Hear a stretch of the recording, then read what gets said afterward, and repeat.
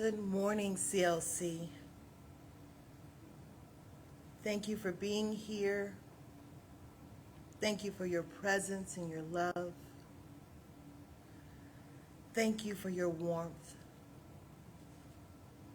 I invite you now, in this moment and in this time, to celebrate that part of you that always is and always will be. And I invite you in this moment and at this time to allow Spirit to touch that part of you, reawakening all the love and light that is you. If you feel so inclined, go ahead and take a nice, deep, cleansing breath in, breathing in the life-giving oxygen around you. And as you release the breath, let go of any worries or stress or tension that is hiding in your body. Release any doubt or negativity that's hiding in your mind.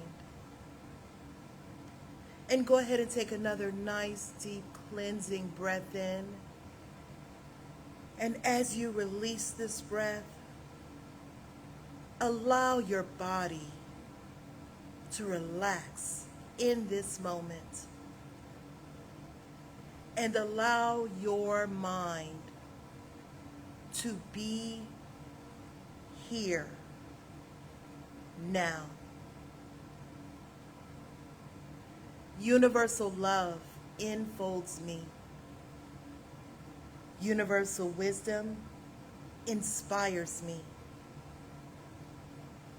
Universal spirit enlightens me.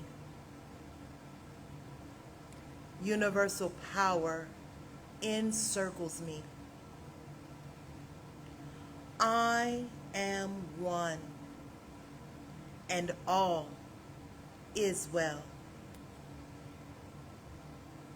As we begin this inner healing process, let me invite you to relax in quiet confidence, opening yourself up to this miracle-working higher power. Now symbolize the unity of your thinking and feeling nature by touching your chest with your hand. And let my words act as your own, for your own inner healing, acceptance, and receptivity. I acknowledge that there is a power, intelligence, and wisdom greater than my own. I am in the midst of it, and it is in the midst of me, sensitive and receptive to my every thought, word, action, and feeling. I now make this true for myself by saying aloud, I acknowledge. Acknowledging this higher power working through my life, I admit that I am personally responsible for solving my own problems while being guided and assisted by something greater than myself. As I am ready to surrender the conflicts of my ego to the wisdom of this infinite presence, I simply speak these words: I surrender. Knowing that forgiveness is the key to unconditional love and the feeling of heaven, I now unconditionally forgive anyone and everyone who has ever injured me in any way, real or imagined.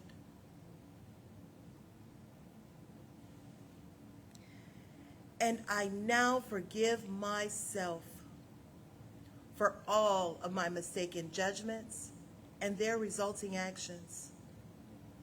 From my deepest level of understanding, I now say, I forgive. Realizing that I continually experience the effects of my own thinking, I now choose to allow this higher power to recreate me deeply, filling my mind with thoughts that are only positive, constructive, loving, and beautiful. I call upon this divine inflow by stating aloud, I choose. I now center upon that one very special idea that I'm willing to accept as real for me in this coming week.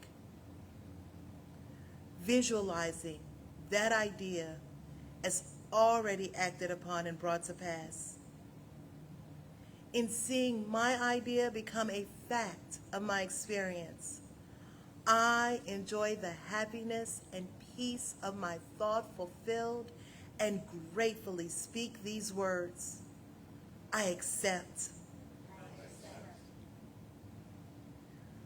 Knowing that I have an everlasting place in the midst of the power that sustains all creation, as well as the support of all those around me, I allow myself to relax in the peace of fulfillment and gratitude and say, I release.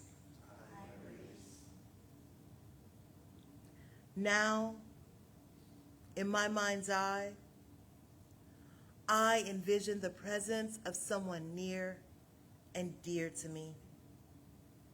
This can be a friend, a family member, a teacher or mentor, someone who has touched my life in deep and loving ways. Someone who may not be physically present in this room or on this planet anymore. I turn to that image in my mind's eye and say, I'm grateful for the good in your life.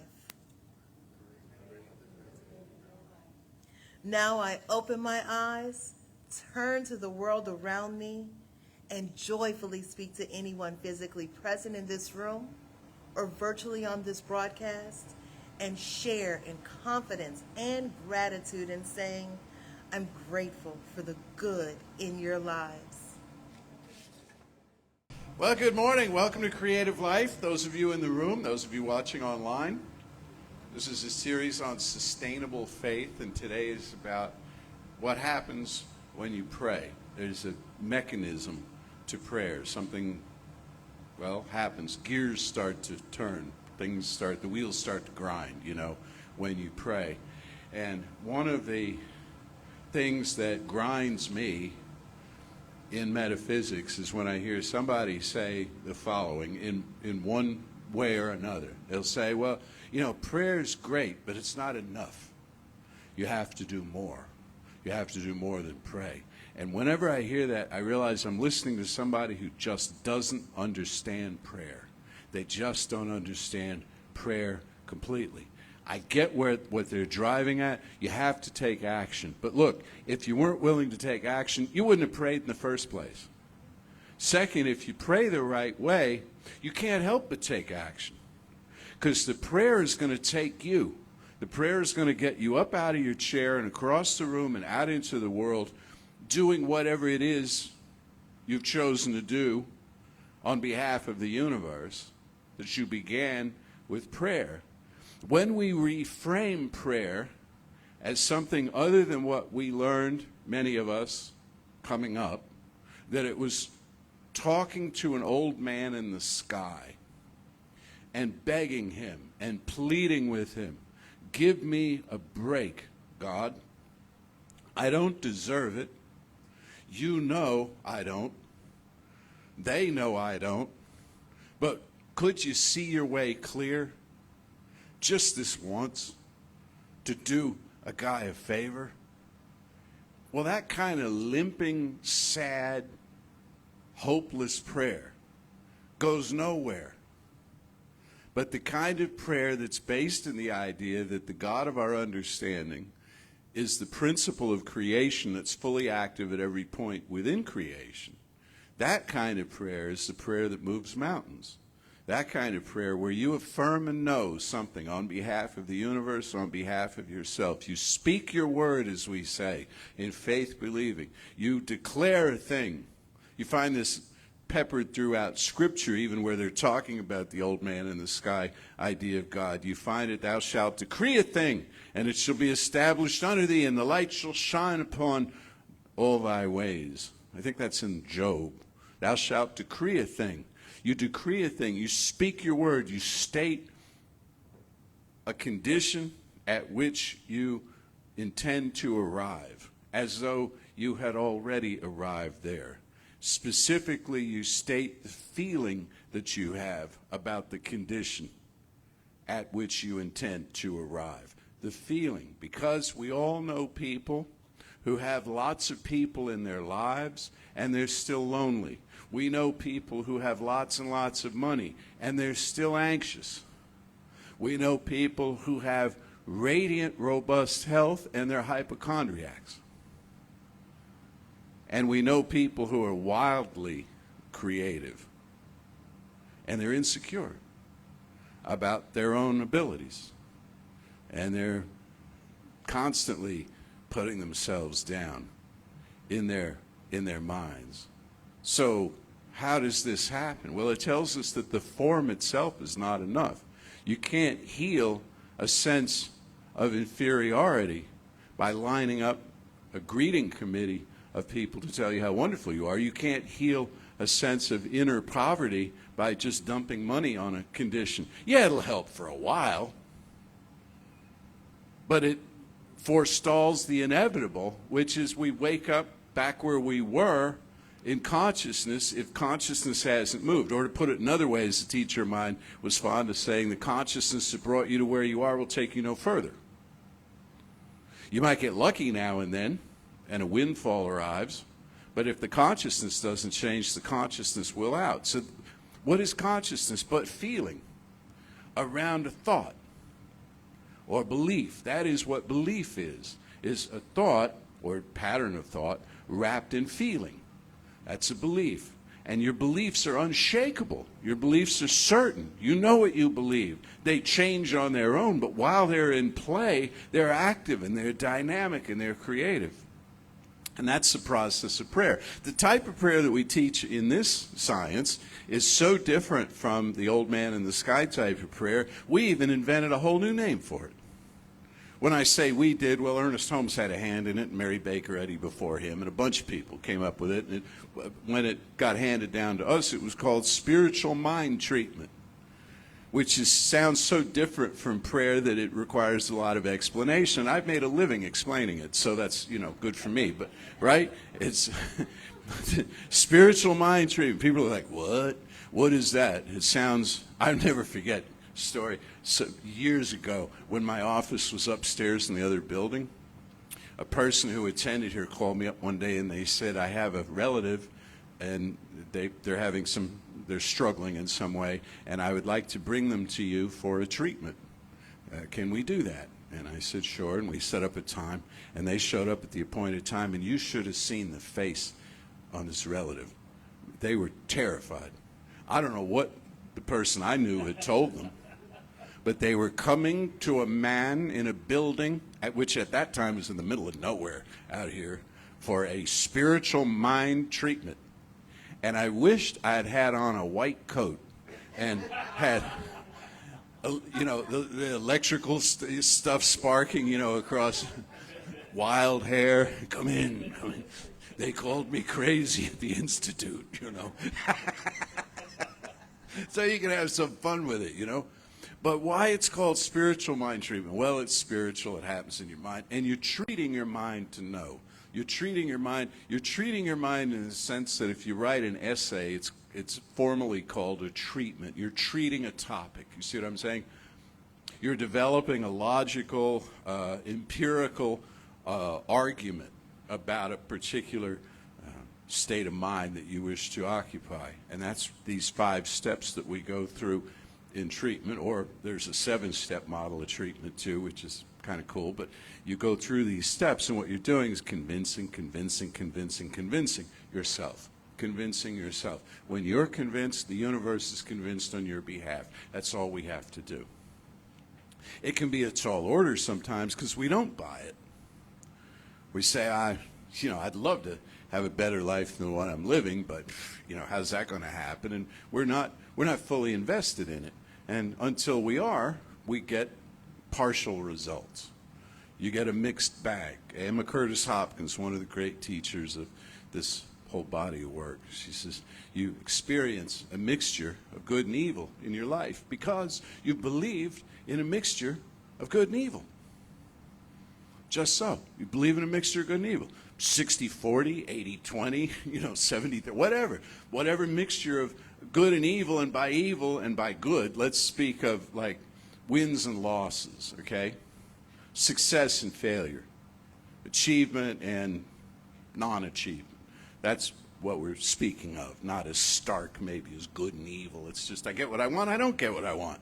And so I believe, in some percentage here, and that's a percentage that plays out. Why? Because I'm dealing with a principle. That's the thing always to come back to. Look, God is personal. If you want a personal God, that's great. You've got one sitting next to you. You know that? For real. You've got the people here, this is God's love. What's happening out on the street is God's love. What's happening all around the world is God's love. Everybody is showing up in that way to each other. But if you want a principle that's crisp and even automatic, dare I say, and that's the activity of prayer. Through law, it's called. Through law. It takes what you give it, and it responds by corresponding. It responds by corresponding. Now, when you pray in this new way, when you treat your mind in this new way, will you get exactly what you want? Absolutely not. Absolutely not. You'll get a process. You'll get a process. One of the great misunderstandings about this is people think, ooh, I found this wonderful place, and it's telling me I can have whatever I want. Well, first of all, look around. Do we all have exactly what we want? No. You know what we're all doing? We're all in process in our lives. We're all working on stuff. But by working on stuff, it doesn't have to be dig a hole and fill it in. Okay? It doesn't have to be repetitive, the same thing over and over again. You hit the same roadblocks and you start. No. Working on stuff means like you're painting a new painting today. You finish one and you start another. That's what painters do. You finish a conversation, you start another. That's what humans do. It's a process. Life is a process of understanding more about ourselves. A great demonstration or answer to prayer is the realization that you don't even want what you thought you did. To streamline in that way, to let stuff go. Do you still want now what you did when you were, 16? Probably not. You probably realized a lot of that's just peripheral stuff. Do you want the same things you wanted last week? Probably not. You realize, the culture gets busy selling us stuff, and it tells us what we should want to have and what everybody else is doing. And for a while we play the game and we try to keep up with everybody else and what's the trendy thing. And you get to a point where you just, it doesn't matter anymore. And you come back to these, core values that you've carried your whole life. Well, that's a demonstration right there. What a relief to realize you don't have to keep up with the Joneses. What a relief to realize there are no Joneses. There are no, the people that you thought were the Joneses that lived over there that you have to keep up with. They're not, they're not in, they don't want that from you. They never wanted that from you. The culture never wanted that from you. And you can relax. We've talked about this many times before. What other people think of us. Terry Cole Whitaker, who I mentioned, I think, last week or the week before, wonderful teacher. She just passed at age 84. Fantastic teacher. She was in this room at one time. Gave a workshop here. Fantastic. She wrote a book called What You Think of Me Is None of My Business. It was a huge bestseller in the 1980s. in the human potential field. And the title really says it all. I mean, it's a great book filled with lots of examples, but the title really just nails it. What you think of me is none of my business. Whose business is it? Your business. You get to keep it. And furthermore, you don't think of me nearly as much as I think you do. Nobody else thinks about us. And we've talked about this, and it's kind of, you know, you can get humorous with it, that there's a group of people out there that are all thinking about you right now and wishing you'd be different. No, but sometimes we're the ones doing the thinking. Sometimes we wish other people would be different. Do you always get what you want when you treat? No. And here's a quick way to torpedo any kind of treatment, is make it dependent on somebody else changing into who you think they should be. Hang your treatment on that, and it is doomed to fail. Because if people change into what you think they should be, it's on them to do that, and it's really kind of almost luck that your evaluation and their beingness sort of connect, sort of correspond. A lot of times people will change into, well, the next version of themselves, and we'll still hold them in the space where we did before, so we don't perceive the change, and there they are growing up right in front of us. So we talk about this sometimes around the holidays, like, say, Thanksgiving, where some of us go home. This was especially true around 30 years ago for many of us, you know, where you would go home and mom and dad or whoever, your siblings, you know, and they'd be like, "Oh, you're still the juvenile delinquent you were when, when we knew you," and you're like, "No, I've been to school and I have a career and I have a family and I'm a respectable citizen and all like this," but you're still perceived in this narrow sort of way because it makes people comfortable to think that they can count on you being who you were. You're still that happy-go-lucky or that zany, irresponsible, or whatever. So we hold these judgments about people, and then we're kind of offended when we realize they're holding judgments about us.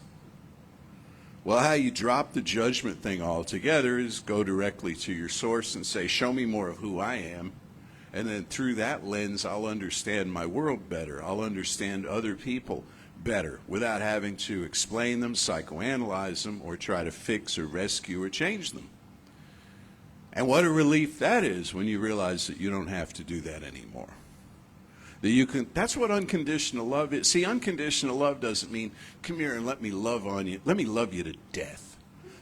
Let me just smother you with unctuous, nasty love," and right, so that you'll give in and become the person that I have always dreamed you could be. No, that's creepy and weird and hugely manipulative. Unconditional love is, I let you be who you are, and if I absolutely can't stand how you are, I'm free to walk away. I'm free to walk away. A wonderful line I heard from 3 different people. I have 2 wonderful lines for you. This is the first one, is when people show you who they are, believe them. We've heard that before. I think it was Maya Angelou, I believe, was who coined that. I could be wrong. We're finding out right now on the internet who it was. First said that. Not the second person, not the 15th person, the first person will be there in cyberspace. When people show you who they are, believe them. Who they are right now, with the understanding that when they show you who they are, you're perceiving that through your own perceptive lens, you know, your own process. But there's a line that's more suitable for today as a remedy than anything I've heard in a really long time. And this is kind of funny because I was thinking, it's a whole long story. I just taught a class, and in that class we were talking about some history of New Thought, and in the course of the history of New Thought, a name crossed my mind, and I brought her up, and she's Dr. Eloise Oliver, who I believe is now retired, but she was minister of one of our centers in Oakland, California. an amazing individual, and taught some of the people who come to Creative Life who moved here from Bay Area. And I've told a story about her before, how she found this teaching that's phenomenal, which I'll tell you some other time again. But I heard something she said just the other day, and came across this morning, actually, in an email thread. She said, instead of telling God about your problems, tell your problems about God. And I was like, whoa. And I thought, that may need some explanation. Okay, get your problems together. Do you have problems? Get your problems together. Or get your friends' problems together. If you don't have problems, but you know people who do, and you worry about them, get all the problems together, sit them down somewhere, and tell them about God. Tell them about the God that is. Tell them about the God that was and will be. Tell them about the God that is the principle of all creation. Instruct them in this, and your problems will turn into opportunities. Your problems, the troubles that you have that are repetitive and just nag at you, will lift up and go. Because they will have had revealed to them the absolute truth of creation, which is there is one life, and that life is source, and that life is all the life there is, and that life manifests itself through an ongoing process that is most painful to us when we pause it and judge it, and most useful to us when we allow it to flow through us and say, this is not over. The final judgment is not in on any of this. The question is, how will I choose to experience this? What will I choose to do with this? And then you're not constantly evaluating your life in temporal and spatial terms, the way we have often been taught to do. How much money did you make this year? How many Christmas cards are you getting this season? That kind of stuff. You know, all of the evaluative forms and conditions that we set up, now all of that is moved gently aside, and we say, I am in this process. So, when you treat, finally this, when you treat, try not to make it a one-off thing. I brought this up a while back, and somebody reminded me of it in a phone call this week, that I said somebody had come to me a long time ago here at the center, and they said, I love Creative Life. I've been coming to Creative Life for years. Love the people, love the coffee, love, the music, love everything about it. And you know what else they said? I have just started to do treatment. And this is years after they'd been attending here. And I smiled, and I said, oh, that's great. I'm glad you're using treatment. Then I went off by myself, and I thought, what? Why wait? Why wait? Then I realized I waited. When I first heard about it, I waited. That's why my judgment was up. I waited. I heard about this stuff. I heard about it from my family before I ever went to a center where they had a minister get up and talk about it. Then I went to that, and I heard a minister get up and talk about it. And I thought, this is the greatest thing I've ever heard. If I ever need this, I'm going to use it. Wow. It's like those, I'm getting this whole bunch of ads now for this flame retardant sheet. Have you seen this thing, right? Are you getting this in on your phone all the time? Your whole stove is on fire, and you throw this thing over it, and it instantly goes out. And I look at that and I think, well, that'd be a good thing to have around, wouldn't it? What else are you going to do? So yeah, get something like that, and you're not going to take it out every day and set fire to stuff just to make sure it works. Probably. But treatment, you don't have to have a mountain that you need to move. You don't have to have major life crisis that you throw this thing at. Treatment is a recognition of your oneness with your source. It's an argument that you frame in mind with the intellect, with the ego that says, no, it can't be that good, and it's, brings up seeks out many inventions is how they put it.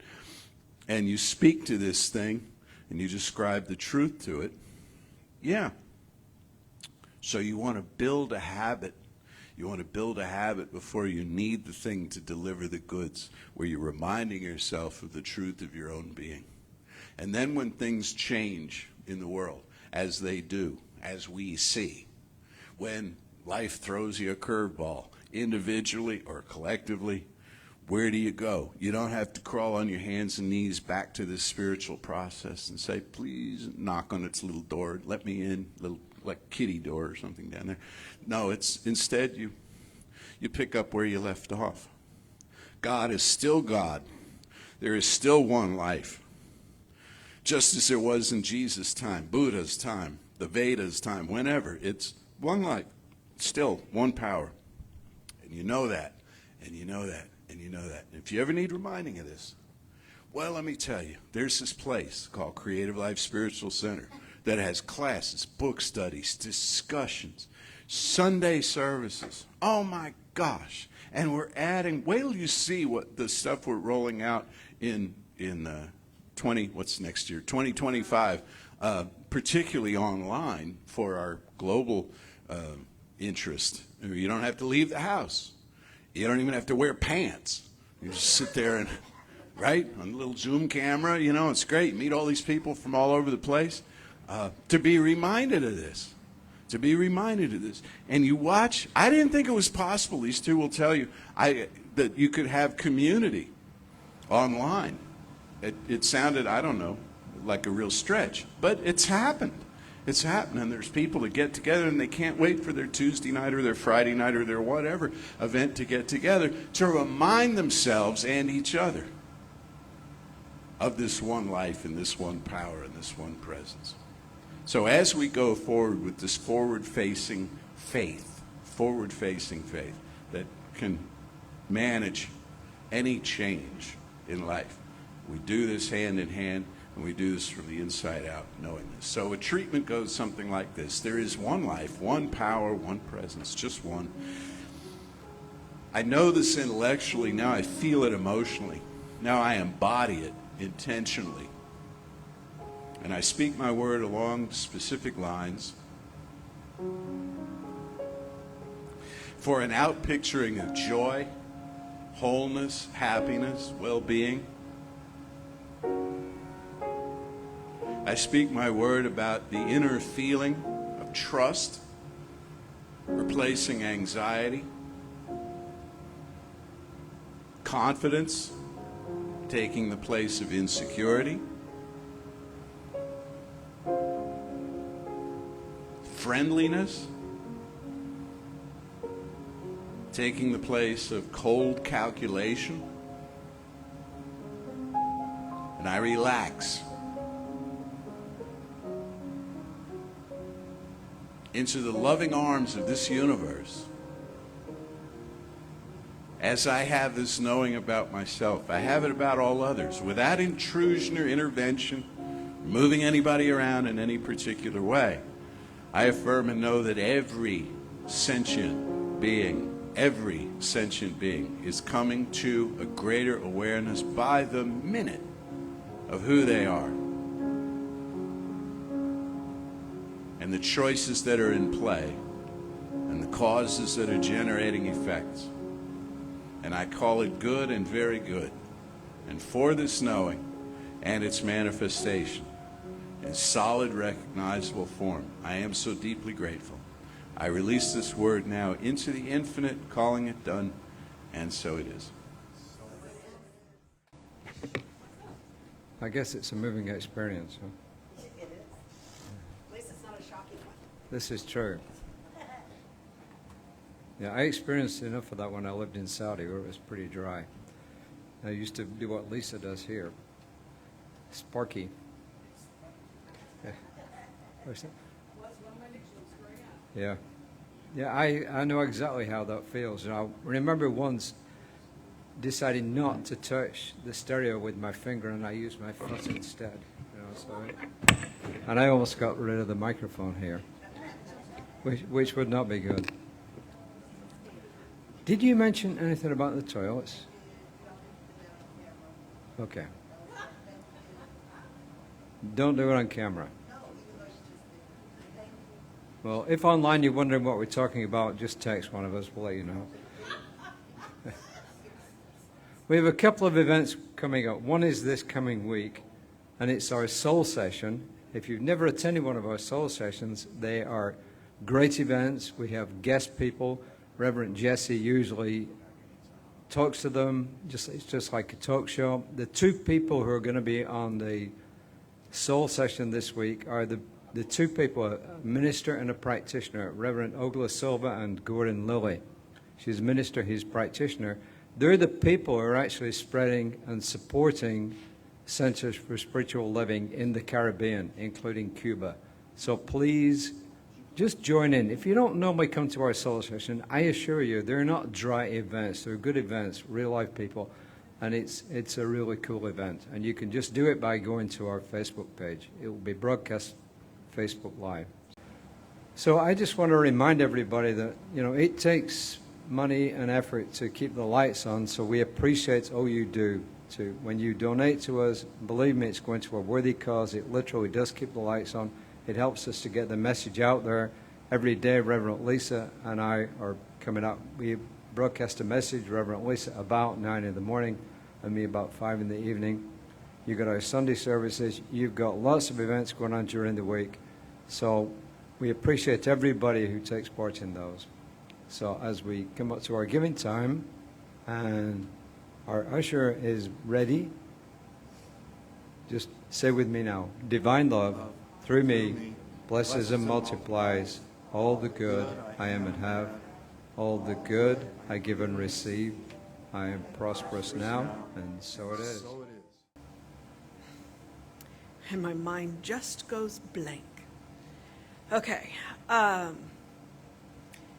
Because what I want to remind you about is community. That is what we are. We are community. I had a rough week last week involving 2 of my cats and trips to the vet. And it was hard and awful and all of those things. And if I talk too much about it, I'm going to cry. So I'm not going to do that. But what I am going to do is tell you that I reached out to my community.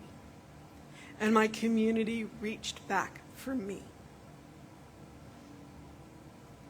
That is who we are. That is who we are. We are here when things are good, and we are here when things are awful. And we hold each other up. And I'm going to quote Ram Dass, we are walking each other home. That is who we are. And that is what I want to know as we walk into this treatment. That we are community and that we hold each other no matter what. So know with me that there is one life, one power, one presence, one love. And that each and every one of us are the vessel for that. I like to call us channels. We are the vessel for that presence. We are the channel for that love.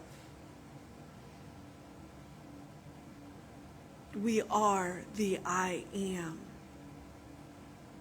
You never know when you are the answer to someone's prayer, and you are always the answer to someone's prayer. That we know that we are the divine, having a material experience, that we are beloved of the divine and the divine loving,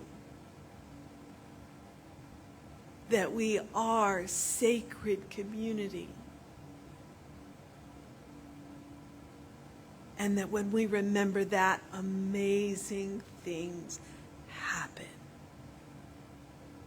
And this is what I know.